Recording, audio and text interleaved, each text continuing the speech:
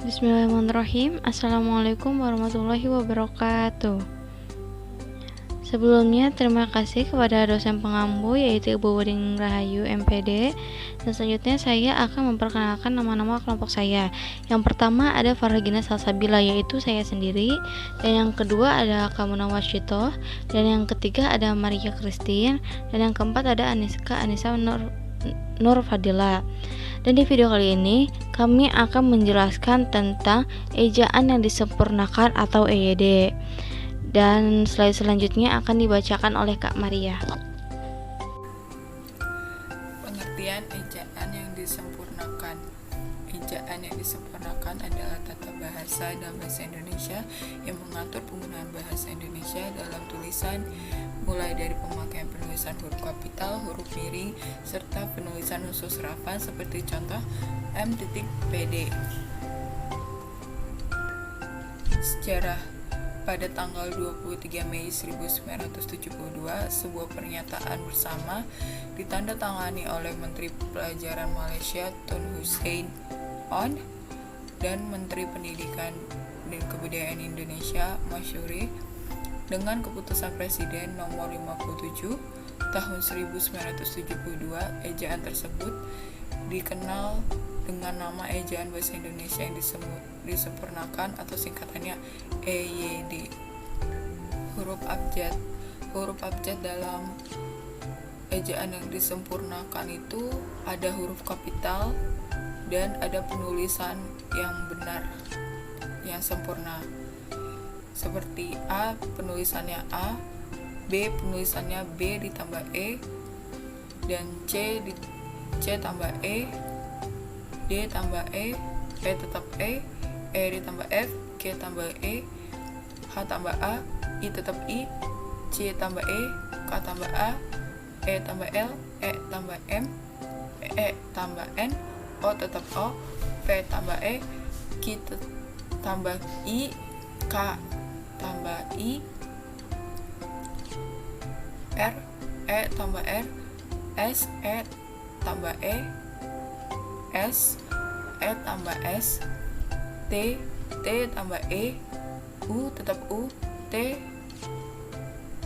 V, F tambah E dibaca V, W tambah E, W, X tambah X ditulisnya seperti E ditambah K ditambah S, X, Y tambah E, Y, Z penulisannya ZET, Z.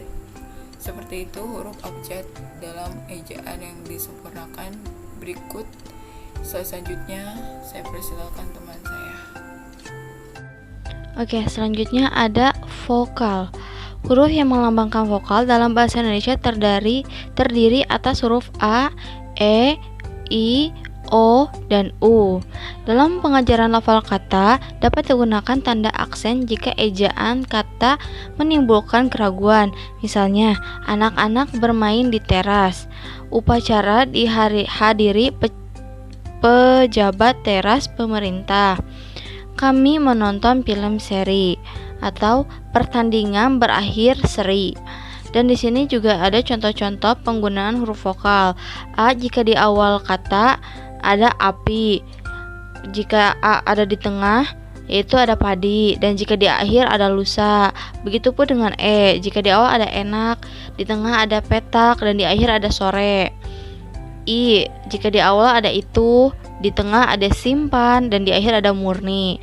O jika di awal ada oleh, dan jika di tengah ada kota, dan di akhir ada radio. Jika huruf U, jika di awal ada ulang, dan jika di tengah ada bumi, dan di akhir ada ibu. Selanjutnya, konsonan.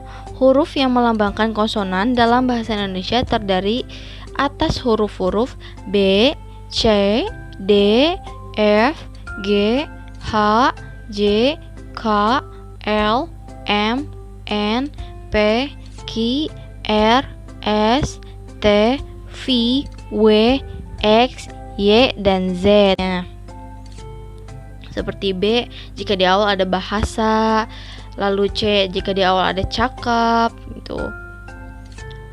Selanjutnya ada huruf diftong. Dalam bahasa Indonesia terdapat diftong yang dilambangkan dengan AI, AU, atau OI. Dan di sini ada contoh-contohnya, seperti jika di awal itu ain, jika di tengah ada syaiton, di akhir ada pandai, atau dari au, jika di awal ada aula, jika di tengah ada saudara, dan jika di akhir ada harimau. Atau oi, di awal tidak ada, jika di tengah ada boykot, jika di akhir ada amboy. Oke, selanjutnya ada gabungan huruf konsonan. Gabungan huruf konsonan adalah huruf yang terdiri dari dua konsonan yang bergabung dan melambangkan bunyi satu konsonan. Misalnya huruf K digabung dengan huruf H menjadi K, dan bisa dipakai dengan kata khusus. Contoh lain yang dari gabung adalah ada NG, NY, dan XY. Dan selanjutnya ada pemenggalan kata. Pemenggalan kata pada kata dasar dilakukan sebagai berikut. Jika di tengah kata ada vokal yang berurutan, pemenggalan itu dilakukan antara kedua huruf vokal tersebut, seperti maaf, lain, niat. Nah, huruf diftong AI, AU, OI tidak pernah dipisahkan sehingga pemenggalan tidak dilakukan di antara kedua huruf vokal tersebut. Unsur serapan. Maksud dari unsur serapan yaitu mengambil atau menyerap unsur asing tanpa memperhatikan aturan situasi dan kondisi yang ada. Dalam bahasa Indonesia, unsur serapan dikelompokkan menjadi dua bagian, yaitu yang pertama ada secara adopsi, terserapnya bahasa asing yang memiliki makna sama secara keseluruhan tanpa mengubah lafal atau ejaan dengan bahasa Indonesia. Yang kedua, secara adaptasi. Proses diserapnya bahasa asing akibat pemakaian pengucapan yang sering menggunakan bahasa asing.